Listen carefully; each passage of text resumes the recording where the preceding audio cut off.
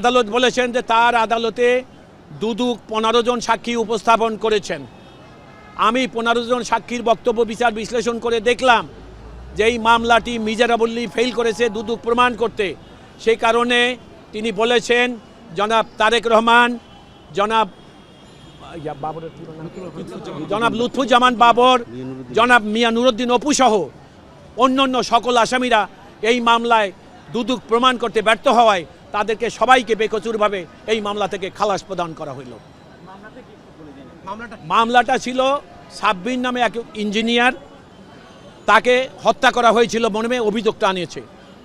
ওই হত্যা মামলায় তাকে আসামি করেছিল 111। আপনি জানেন, আমি এই কথাটা না বলে পারছি না, 111-এর সময় এই আকবর সোবহান এবং 111 অর্থাৎ বসুন্ধরার যারা, তাদেরকে 111-এর যারা কুচিলভ ছিল অন্যায়ভাবে মামলায় ঢুকিয়ে তাদের কাছ থেকে প্লট থেকে নেওয়া টাকা পয়সা অবৈধভাবে হাতিয়ে নেওয়ার নানা রকম ব্যবসা করেছিল। সেই কারণে এই মামলাটার জন্ম হয়েছিল।